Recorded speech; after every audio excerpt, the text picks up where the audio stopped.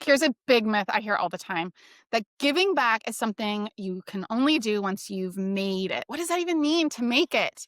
Once you're big, a profitable company with millions to share? Is it when you hit 5,000 million, 100 clients? Who knows?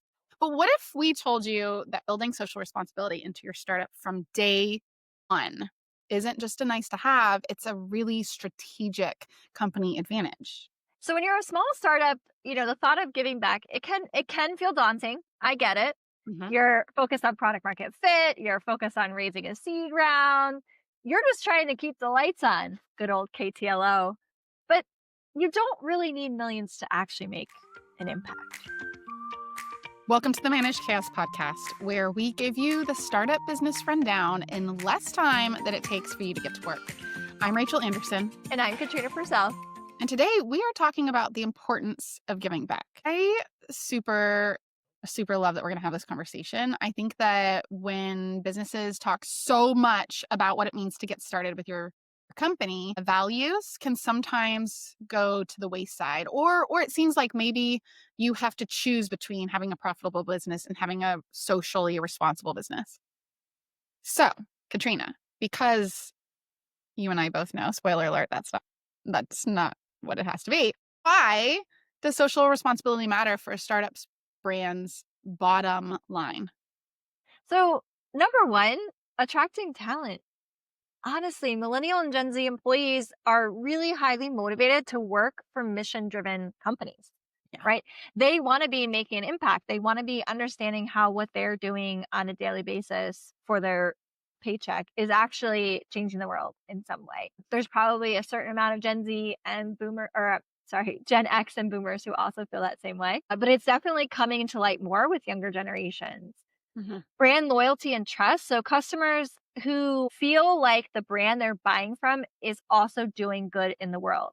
We've seen this actually in the opposite through boycotts, where a brand has done something where people are unhappy with it and they voice that through not buying. And so I think understanding that giving back to causes, giving back to communities, it builds trust, it builds loyalty. It also creates a positive reputation for your company in the market, especially if you're a more B2C player. And enhancing culture. So when a team gets united by a common purpose beyond just making money, it can also create a stronger sense of community. It boosts morale. It might also spark them to come up with new ideas because they're seeing something as a bigger picture beyond just profit.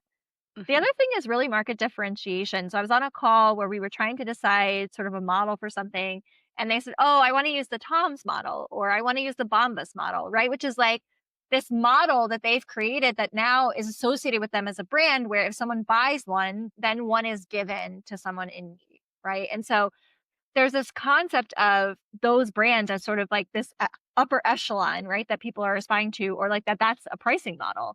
And Mhm. so I think as we see more of that happening, where there's good that you get from you're getting your thing as a customer, but then a certain percentage of the profit is going somewhere, or a certain, another equal value good is going to a person in need, right? And so thinking through the perception in the market of how that makes you stand out among competition. So am I going to buy other socks, or am I going to buy socks that actually help someone who doesn't have socks have them?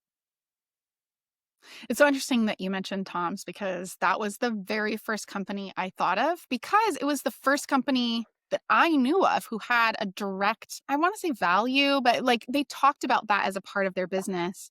And I don't know if they were actually the first, but it was definitely the first that I had heard of. And really, it really has like kind of paved the way in some ways for other businesses to see that that can be a profitable decision to have a socially responsible value as part of the company and that people want to support that. Yep. So, how then can an early stage startup, especially with limited budgets and resources, realistically start that give back process? Yeah. So I think it's also, we have to start with giving back is not just giving money, right? It doesn't necessarily just mean that you're providing money to someone. Mhm. So let's say you have an office space. You could offer that office space for free to nonprofits in the area, to schools in the area, right? To host events.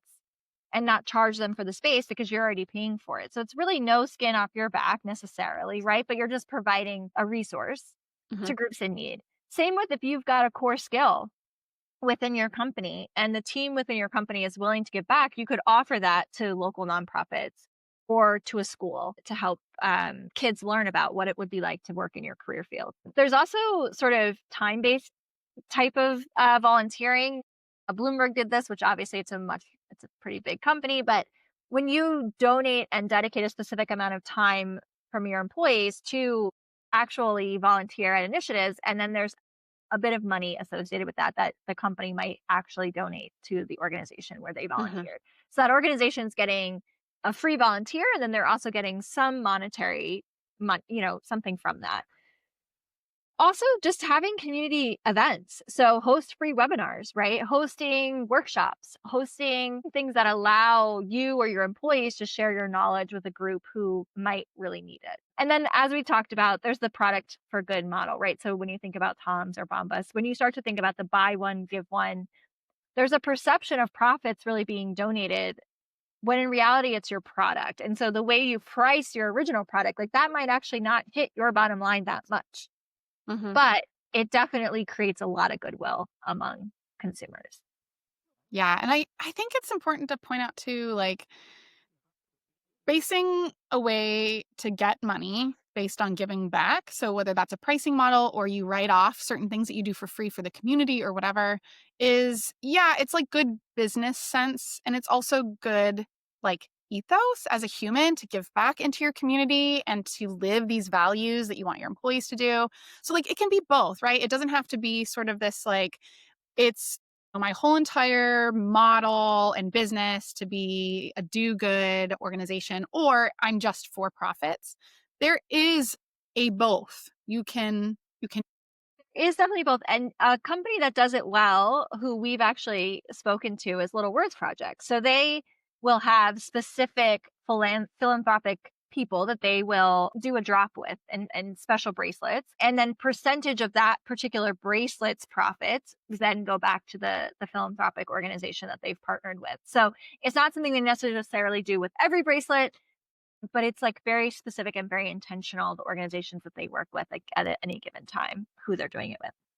I love how many ways there are to engage in social responsibility as a business. Like that's such a great example.